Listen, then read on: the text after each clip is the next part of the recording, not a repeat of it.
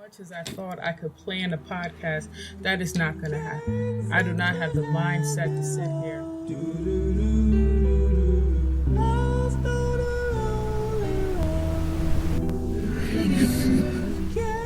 Chop up block for block how I'm going to tell you about weight loss and weight gain.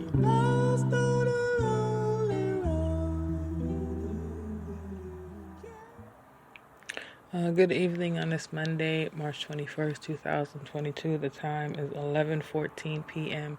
and welcome to Early in the A.M. with Isha. Yeah, so it's over so far. Mom's funeral was on Friday, March 18th. I'll get into how it went in another episode, but today I want to talk about seemingly following submissive traits. Do I want to talk about submissive? Not submissive, but just clawing back to what health meant to me when I was a young adult. Just like clawing back at the enemy and knocking your enemy down. Being strong enough to put your fist in the air and say, I stand for celibacy and I stand for, I quit smoking cigarettes and I'm going to stand with that. And I quit drinking, I'm going to stand with that. And I quit using drugs, I'm going to stand with that. And I quit sex and I just want to stand. I want to stand with all these things.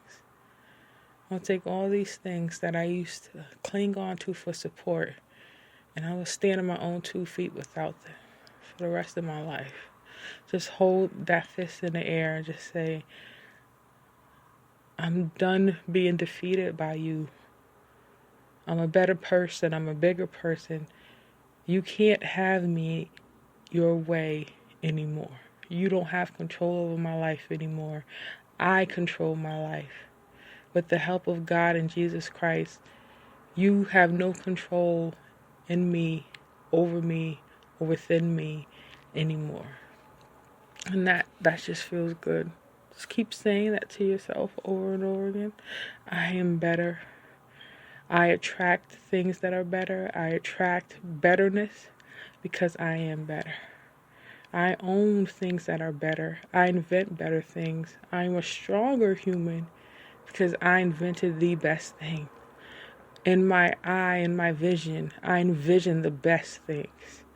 I incorporate greatness because my vision is pure greatness. In the midst of struggle, I am perfection. I am greatness. I am of sound mind and sound body. And there is no flaw that I am not able to tackle or defeat. I am greatness. I am supreme.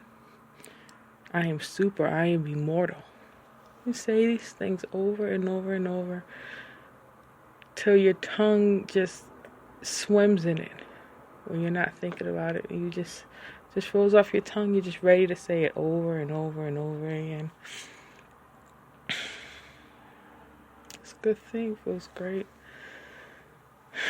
That feels good. I am great. I am wonderful. I am human. I am adorable. I am peaceful. I am love. I am courage. I am astounding. I am creative. I am creative. I am creativity. I am more than. I am super. I am loving. I am nurture. I am natural. I am neo soul.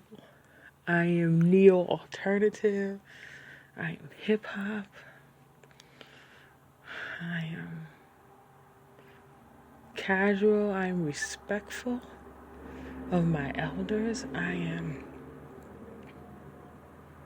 am getting gray hair because I'm getting older. I am getting older. I am magical. I am peaceful. I am endearing. I am sensual. I am caring. I am a fighter. I am wise. I have wisdom. I am meek. I am discernful. I love to learn. I love to teach. I love to act. I love to read and write and sing. I love to clean. I love to shop. I am responsible. I love responsibility. I am accountable. I love accountability.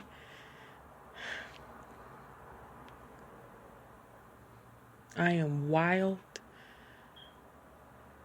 I am whimsical. I am tall. I am wide. I am fat. I am thin. Be fat and thin at the same time. Well, I am. I'm funny. I love to laugh. I'm mindful. I listen. God, I listen so much. I listen till I pass out and listen to. I love to write. I am an author. I love to write stories. The thing about me, the stories I write two kinds of stories. It's either a crazy hood story or some type of a poetic, fantastical masterpiece. I wrote, one of my books I wrote is called The Poetry Pocket, and it's literally 290 pages of, it's like a 300-page rap or a 300-page poem. The whole thing tells a story, and it's written in 4-line stanzas, and they all rhyme. Well, it's 90% 4-line stanzas with conversations that break it up every now and then, but most of it is like 4-line stanzas. It's like the first line rhymes with either the second or the third, or all four of them rhyme with each other. It's crazy. But I love things like that. I love like circus things, and I love, with me, I love naps. When it comes, if I had to put my life in a form of energy, I love naps. Not that I'm just going to skip the exercise and go to sleep. I like to earn my nap when the exercise opens you up, and then it stretches your hearts in the beat, and it pushes you to the limit, and then you feel your back bend in that certain direction, and then your body starts collecting the need to sleep. And then I love the nap that comes after that need collects. Only after, though. I can't force myself to nap for anything. Even if I'm tired, if I haven't earned the nap, 9 times out of 10, I may sit down, but I won't go to sleep. I love naps. I love I like tundra type feelings. I love opaqueness. I love indie movies. I love things like dark humor, and I love satire. I love comedy. I think I'm a comedian sometimes. I love black markers, perfumes and lotions, certain soaps. I love long hair, long, beautiful hair. It doesn't even have to be long. I mean, long hair is a plus, but I love thick, full hair more than anything. Thick, full hair, even if it doesn't even touch your shoulders, even if it's just a huge, big old fro that only touches your shoulders, that's fine. It's just the thickness I need. I need to be able to put my fingers through it, and then my scalp is asleep under it. Only then do my ears and my eyes relax. That's the only time I'm not all over the place, because hair is like the security guard of the face. It is. It's like, even if you just pull it back in a ponytail, or even if you wear it out, hair is, it's like the security of the face. It's like your security guard. With your hair there, it adds to the mystery of your senses.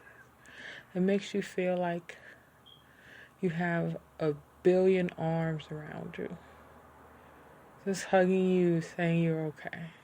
That's what it feels like. It is a status symbol. I think hair is a social status symbol. And I've struggled with my hair for the longest time. I think for the past 15 years, I've gone through this balding scorch session of my follicles. And no matter how bad it got, and it got really bad, my hair said, I know we're dying. I'm not going to leave you. I'm not going to leave you. And I got to this point where I was just ready to be bald. I was thinking about putting tattoo, like just shaving my head and putting a tattoo on my scalp. I was already picturing myself like one of those ladies that walk around with bald heads. Not the when they cut their hair and it's like a Caesar and they still got like a half an inch of hair, but just completely bald till I'm like a skinhead. I thought about that. I already got into the wig, the type of wigs I would wear, and things like that, but I just don't have the money for that. I don't have the money to be getting my hair done every week. There's women who get their wigs done every week, spending up to $200-300 every week. Probably more like $400 to $500 every week on hair and nails and their upkeep. I just don't have it like that. I'm not balling like that. The only thing I do have is that I have to have some type of hair on my head. Because the more I lose, it's just baldness there. But I am strong. I am wonderful. I am wearing God's glory over my life. I have conquered. I have destroyed. I have killed. I am a murderer of sin. And I take pride in my conviction. I am serving back to back to back life sentences for the murder of sin. I just stand up in my glory and I just kill sin in its wake. And now I'm just serving these life sentences of just vibrant juviousness, just jovial, not jovial, like this vibrant Orange Julius type of joy. I'm proud of my life sentence. So proud. I love to smile, I love to laugh. I love cleanliness. I love godliness. I can be a little messy. Like I need to vacuum my floor and I haven't done it yet. But I tend to keep things in order. Even if it's not in complete perfection. Believe me, it's not too far behind. Like I think right now there might be a spoon and a bowl in the sink, but there's nothing in them. I make sure it's wrenched, but I know it should be clean and on the shelf. But that's where them little flaws come in.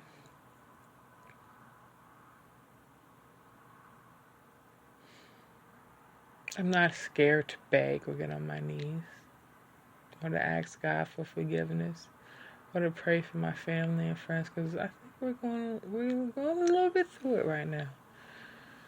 And I know a part of me is just as lost in the sauce as everybody else. From always fighting and being in fight, from internalizing too much will kill your sensitivity. It really will. It kills it.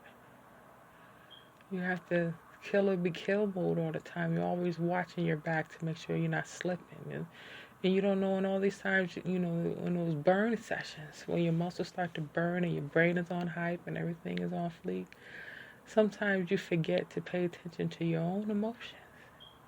And in being stronger, you kill your sensitivity.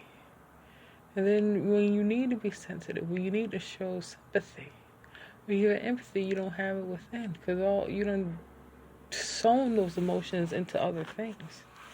And then when you do cry, it's more of a mercy than anything. Your body say, okay, I'll listen, and go ahead, cry. And then you let it out, but it doesn't fix the issue. And then I'm back on this guard thing where I'm watching people pass into the afterlife again. Where the day of death is celebrated. And in my mind, I'm celebrating my aunt. I'm celebrating her. I'm hearing her say boobas and holding my hand and giving me advice and just being around trying to feed me and make me fatter. Just being loving. I'm just watching her shine over all of her flaws. I just see that. And it just passed through me like water. She just goes from that life and the spirit comes out of her body and then I'm watching it in this afterlife. And that's all I see. And because that part of me is so dominant, it can seem very insensitive to people who don't know me like that. And they shouldn't know. I know it's painful to watch. It can be painful to watch somebody be that